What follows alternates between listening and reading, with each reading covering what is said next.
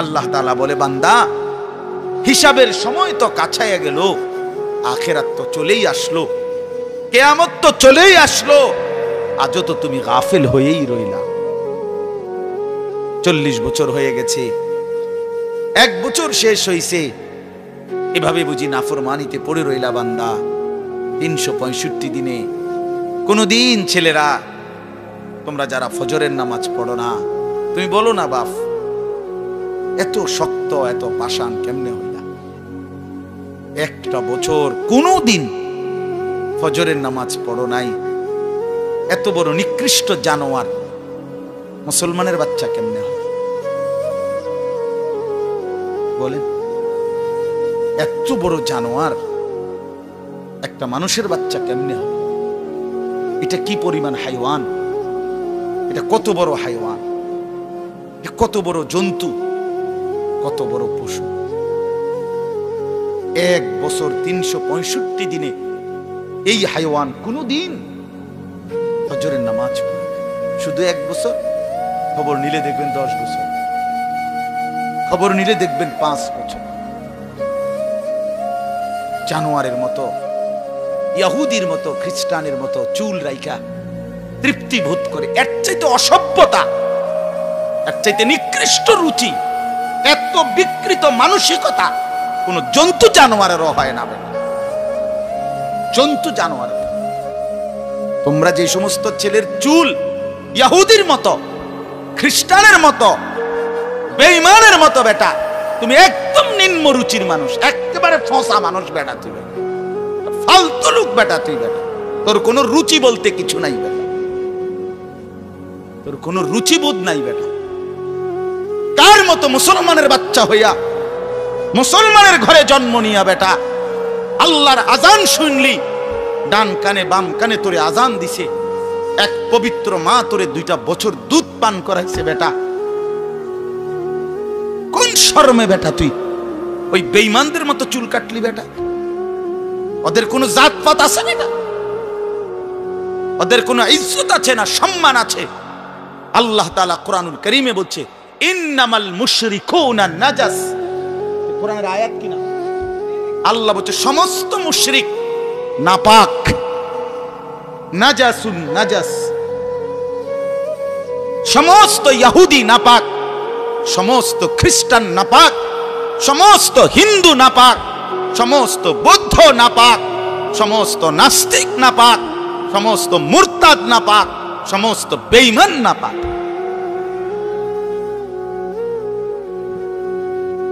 কার মতো বেটা চুল রাখলি? কারে দেখা বেটা পেশাব করে পানি লস না বেটা? কোন সভ্য থেকে শিখলি বেটা? এটা কার থেকে শিখলি? জীবনে 2-4 অক্ষর পড়ালেখাও করো নাই,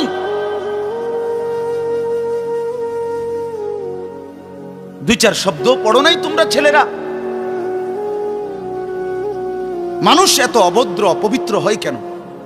কোরআনুল কারীমের মধ্যে আছে, আল্লাহ তাআলা বলে, বান্দা কি আজীব কথা, কোরআন শরীফে আছে, বান্দা কোনোভাবেই যদি পানি নাই, ঠিক আছে, ফাইন লাম তাজিদু মাআন ফাতায়াম্মামু সাঈদান তাইয়্যিবা, তাহলে মাটি দিয়ে, পবিত্র মাটি দিয়ে তায়াম্মুম করো, তবুও নিজেকে পবিত্র বানাও। যদি বলি আল্লাহ পানি নাই, ঠিক আছে, তো মাটি দিয়ে হলেও পবিত্র হইতে হবে, এত তাড়াহুড়া কা? পানি আইও, পানি পাই আলোই, এরকম শুরু করলেন? কোরআন শরীফের সরাসরি আয়াত। আল্লাহ তাআলা বলে, জানো, ওয়ালাকিন ইউরিদু লিইউতাহহিরাকুম, আল্লাহ বলেন আমি না আমার ইমানদার বান্দাকে সারাক্ষণ পবিত্রই দেখতে চাই। দোস্ত আমার, এটা কোরআন শরীফের আয়াত। ওয়ালাকিন ইউরিদু লিইউতাহহিরাকুম, আমি আমার বান্দাকে পবিত্র, মুমিন আমার সে, ও অন্য কেউ না, ও আমার ইমানদার বান্দা। তো ইয়া আইয়ুহাল্লাযীনা আমানু ইযা কুমতুম ইলাস সালাতি ফাগসিলু ওয়ুজুহাকুম, এই আয়াতের মধ্যে, এই আয়াতের অন্তর্ভুক্ত অংশ এটা। ওয়ালাকিন ইউরিদু লিইউতাহহিরাকুম, ইমানদার পানি নাই, ঠিক আছে, তায়াম্মুম করো মাটি দিয়ে। কেন এমন তাড়াহুড়া? আল্লাহ তাআলা বলে, আমি যে তোমাকে পবিত্র দেখতে চাই, আমি কে তোমাকে পবিত্র। ফীহি রিজালুন ইউহিব্বুনা আন ইয়াতাতাহহারু আল্লাহু ইউহিব্বুল মুত্তাহহিরিন। কোরআন শরীফের আয়াত আছে, আল্লাহ বলে, বন্ধু আপনার কিছু সাহাবীকে আমি দেখছি, আল্লাহ প্রশংসা করতেছে। মদিনার কুবা একটা এলাকা, যেখানে নবীজি মদিনার মক্কা থেকে হিজরত করে এসে প্রথম ঢুকছিলেন। এই হিজরত করে আইসা প্রথম যেখানে ঢুকছেন, এই জায়গাটার নাম হলো কুবা নগরী। কুবা কি নাম? এই কুবা। এই এলাকার যারা সাহাবী ছিল, ওনাদের একটা অভ্যাস ছিল, ওনারা ওই সময় পানির তীব্র সংকট ছিল, পানি কম ছিল আর কি। তো তীব্র পানির সংকট থাকার পরেও ওনারা খাবারের পানি, রান্নার পানি, মানে ভাত তরকারি রান্নার যে পানি আর খাবারের পানি কম খাইতো, কম ব্যবহার করত। এখান থেকে পানি বাঁচাইয়া পেশাব পায়খানার পবিত্রতার জন্য যে পানি দরকার, ওইখানে তারা পর্যাপ্ত পরিমাণ পানি ব্যবহার করত, যেন পবিত্রতার মধ্যে কোনো কমতি না। আল্লাহর কসম, এই কথাইটা, তাদের এই আখলাক আচরণটা আল্লাহ এত পছন্দ করছে, কোরআন শরীফের আয়াত নাজিল করে ডাইরেক্ট তাদের প্রশংসায় আল্লাহ বলছে, ফীহি রিজালুন, আপনার সাহাবীদের মধ্যে কিছু লোক এমন আছে আমি দেখতেছি, ইউহিব্বুনা আন ইয়াতাতাহহারু, যারা ভালোভাবে পবিত্রতা অর্জন করাটাকে খুব পছন্দ করে। আল্লাহু ইউহিব্বুল মুত্তাহহিরিন, নবী শুনায়ে দেন, এমন পবিত্রতা অর্জনকারীদেরকে আমি আল্লাহও ভীষণ ভালোবাসি।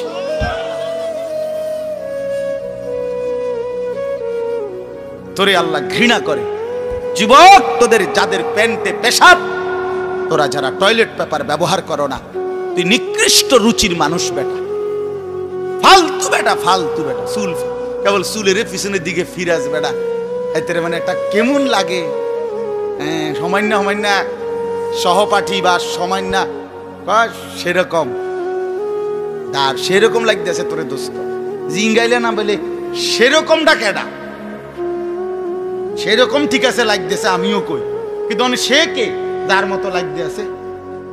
হেইতে কেডা যে যার মতো? সেরকম তো বুঝছি, সেরকমটাকে। সেরকম কি গাঁজাখোর, না ফুট্টাখোর, না বাবাখোর, না ডাইলখোর, না হারামখোর, না মদখোর, না ইয়াবাখোর? কার মতো লাগতেছে তারে জিঙ্গা? তুই যে আমারে কইলি সেরকম লাগতে আছে, হেতে কেডা যার মতো লাগতে আছে আমারে? কথা বলেন। হ্যাঁ, তো জিঙ্গাইলে কইবে দোস্ত ফুট্টাখোরের মতো লাগে, তোর বাবাখোরের মতো লাগে। তো কারণ কোন ভদ্র মানুষ, ইমানদার, নামাজি, কোন চরিত্রবান পবিত্র মানুষ নাপাক থাকতে পারে না। তো তাহলে তো এটা বুঝাই যায় তোরে কার মতো লাগে বেটা।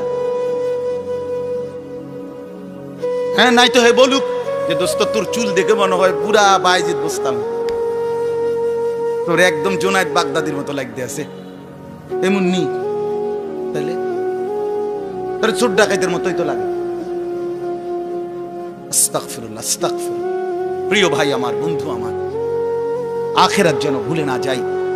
মহান আল্লাহ পাক রব্বুল আলামিন এই কোরআনুল কারীমের মধ্যে বারবার আমাদেরকে আখিরাত মনে করাইছে। আমাদের জিন্দেগি ঈমানের জিন্দেগি, আমাদের জিন্দেগি পবিত্র জীবন ভাইয়া। আমরা শুধুই দুনিয়ার জন্য না, শুধু দুনিয়ার জন্য, দুনিয়ার জন্য আল্লাহ তাআলা কোরআন শরীফ আছে, ওয়াদারনি ওয়াল মুকাদ্দিবিনা উলিন নি'মাতি ওয়া মাহিলহুম কালিলা। আল্লাহ বলছে, হে আমার বান্দারা, নাফরমান পাপীদেরকে অল্প সময়ের জন্য দুনিয়া ভোগ করতে দাও, ওদেরকে দুনিয়া খাওয়ায়া পরাইয়া এরপরে আমি নিয়ে আসবো, আমি এজন্যই বানাইছি। কিন্তু তোমরা মুমিন, তোমরা ইমানদার, তোমাদেরকে আমি আল্লাহ তাআলা জান্নাতের জন্য বানাইছি, জান্নাতের জন্য। উইদ্দাত লিল মুত্তাকিন, মুমিনদের জন্যই জান্নাত, মুত্তাকিদের জন্যই জান্নাত। একটা বেঈমানও জাহান্নাম থেকে মুক্তি পাবে না। কোনো কাফের, কোনো বেঈমান, কোনো হিন্দু, কোনো বৌদ্ধ, কোনো ইহুদি, কোনো খ্রিস্টান, কোন নাস্তিক, মুরতাদ পরকালে, পরকালে এক ঢোক, এক জাররা, এক লোকমা, এক ঢোক পানি মিলবে না, সুখ মিলবে না। ঈমানবিহীন সমস্ত ভালো কাজ আখিরাতের বিচারে পরিত্যক্ত, মারদুদ, বাতিল। ঈমান শর্ত। মৃত্যু পরবর্তী যেই কোনো বিনিময়ের জন্য উত্তম বিনিময় পেতে হলে কি লাগবে? ঈমান জরুরি। ঈমান জরুরি। ঈমান হারা সর্বহারা, আল্লাহ হারা সর্বহারা, সর্বহারা। তো এই জন্য আল্লাহ তাআলা আমাদেরকে বানাইছেন আখিরাতের জন্য, আখিরাতে নিজের জন্য। খালাকতুল আশিয়া আলি আজালিক ওয়া খালাকতুকা লি। আল্লাহ বলছে, বান্দা গোটা দুনিয়া আমি তোমার জন্য বানাইছি, তোমারে শুধু আমার জন্য বানাইছি। সারে দুনিয়া তেরে লিয়ে, তু সিরফ মেরে লিয়ে। বাহ, এই কথা ভাবলেই তো অবাক। আমার তো খুব ভালো লাগে যে কয় কি মালিক। हाँ, सारे दुनिया तेरे लिए, तू सिर्फ मेरे लिए। গোটা দুনিয়া বান্দা তোর জন্য, যা বান্দা সবটা দুনিয়া তোরে দিলাম, তোকে শুধু আমার জন্য রাখলাম।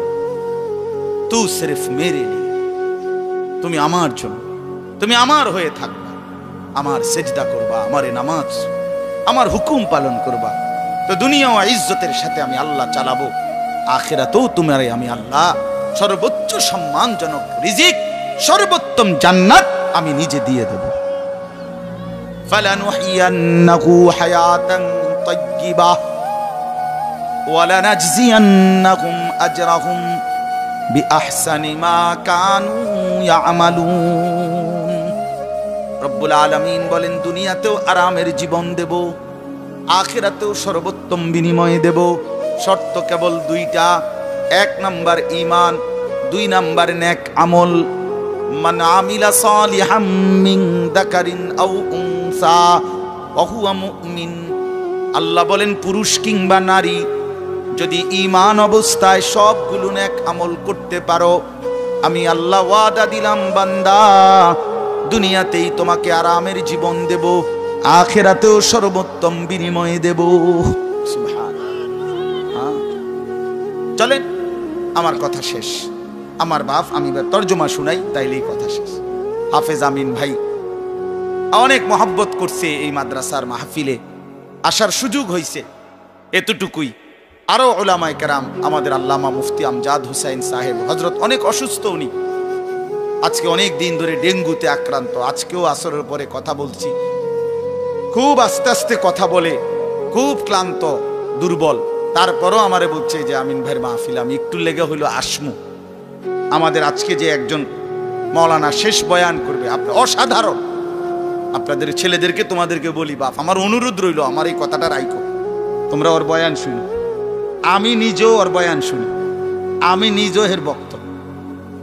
অসাধারণ বয়ান করে সে, হযরত মাওলানা মুফতি ইউসুফ বিন ইকবাল, তার বয়ান চমৎকার একেবারে। আল্লামা মুফতি আরিফ বিন হাবিব যেমন সব কথা হাদিস থেকে বলে, এই নওজোয়ান মাওলানাও ঠিক এরকম অনর্গল রাসূলুল্লাহ সাল্লাল্লাহু আলাইহি সাল্লামের হাদিস বলতে থাকে।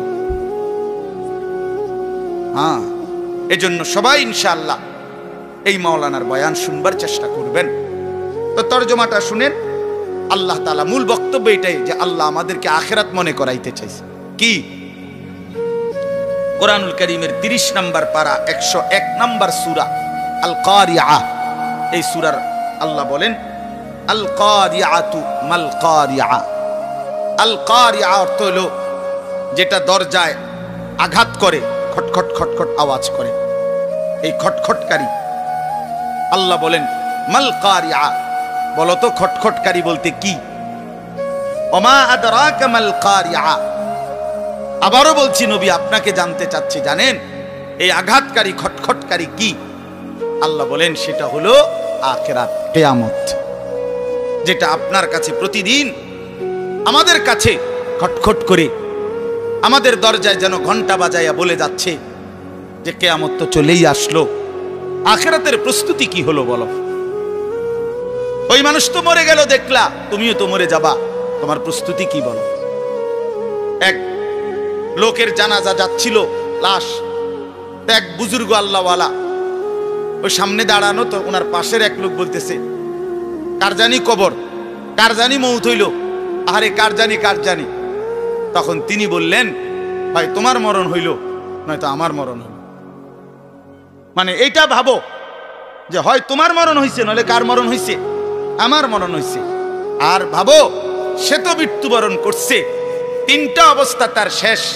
একটা হলো আজরাইলকে দেখা, এটা তার শেষ। এরপরে জান কবজের যন্ত্রণা, এটা তার শেষ।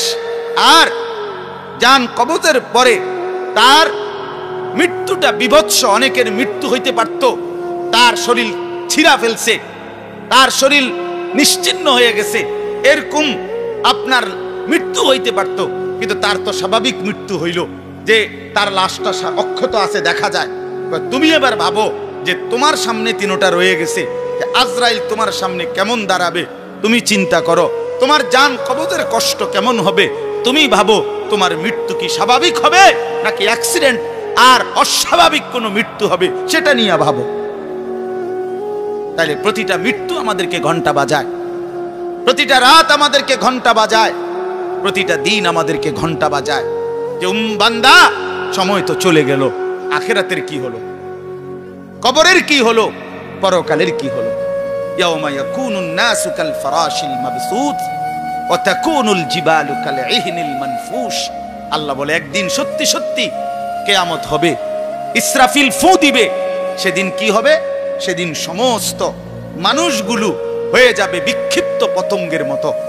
বিক্ষিপ্ত পতঙ্গ মানে আপনারা একদম সহজ বুঝবেন, ওই যে বাতির মধ্যে, লাইটের মধ্যে, আলোর মধ্যে অনেক সময় যে সাদা সাদা পোক এগুলো আসে, এগুলো দেখছেন? এগুলোর কি কয়? উলু উলু। এই যে আর একটু বড় বড় সাদা সাদা, হ্যাঁ, এই উলু উলু, এই উলু পোকা।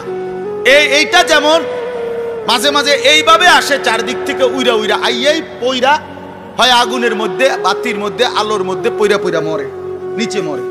তো আল্লাহ পাক বলেন, ইসরাফিল ফু দিবে, কিয়ামত শুরু হবে। মানুষ এরকম পাগলের মতো, উলুর মতো দৌড়াইয়া, পতঙ্গের মতো চারিদিকে দিক বিদিক শূন্য হইয়া দৌড়তে থাকবে। কেউ বলতে পারবে না কে কোথায় যাচ্ছে, কোথায় দৌড়াচ্ছে, কি হচ্ছে। সবাই অস্থির হয়ে যাবে। এরই মধ্যে যে যেখানে গিয়ে পড়ে যাবে, ওইখানেই তার মৃত্যু, ওইখানেই পড়বে। ওয়াতাকুনুল জিবালু কাল ইহনিল মানফুশ। পাহাড়গুলো একটা নমুনা আল্লাহ বলছে, পাহাড়গুলো তুলারে দীর্ঘক্ষণ মেশিনের মধ্যে ধুনাইয়া সারলে, এবার যখন ঝরঝরা হয় তুলা, তো এবার যদি বাতাস লাগে তাইলে যেমন এটা উড়তে শুরু করে, তুলা উড়ে। তো আল্লাহ তাআলা বলে, পাহাড়গুলো এরকম ধ্বনিত তুলার মতো উঠতে থাকবে। পুরা সৃষ্টির সবকিছু ভাঙ্গা চুইরা শেষ হয়ে যাবে। হাসরের ময়দান কায়েম হবে। আর সেখানে কি হবে? দুইটা অবস্থা। ফাআম্মা মান সাকুলাত মাওয়াজিনহু, সেই হাসরের ময়দানে আমলনামা হাতে নিয়ে মিজানের পাল্লায় যার নেকি ভারী হবে, ফাহুয়া ফি আইশাতির রাদিয়া, সেই সন্তুষ্টিময় আরামদায়ক জান্নাতের জীবন লাভ করবে। ওয়া আম্মা মান খাফফাত মাওয়াজিনহু ফাউম্মুহু হাওিয়া ওয়া মা আদরাকা মা হিয়া নারুন হামিয়া। আর যার আমলনামা মিজানের পাল্লায় ওজন দেওয়ার পরে হালকা হবে, গুনাহ ভারী হবে, নেকি হালকা হবে, আল্লাহ তাআলা বলেন তার ঠিকানা হবে হাবিয়া নামক জাহান্নাম।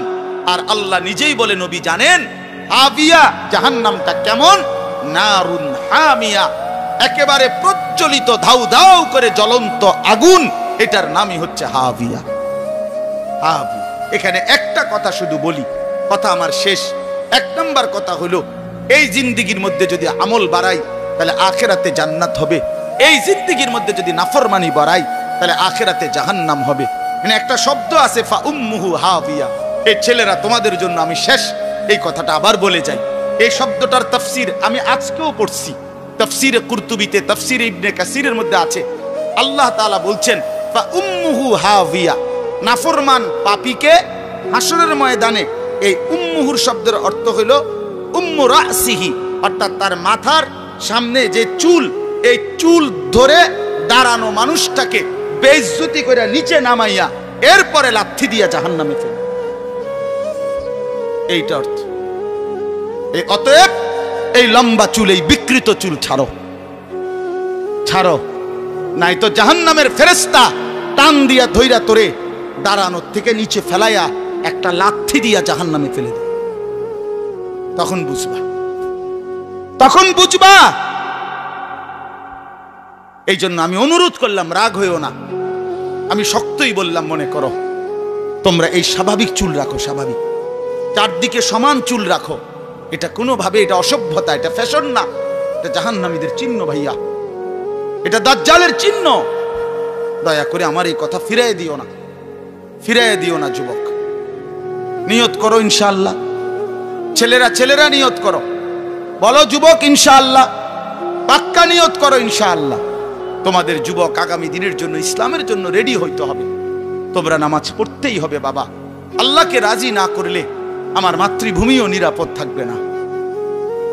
ফিলিস্তিন বহুদিন যাবত রক্তাক্ত, রোহিঙ্গা বহুদিন যাবত আরাকান রক্তাক্ত, কাশ্মীর বহুদিন যাবত রক্তাক্ত। আজ আমার মাতৃভূমিও শহীদ সাইফুল ইসলামের রক্তে রঞ্জিত। এ কথা বেঈমান প্রমাণ করে দিছে।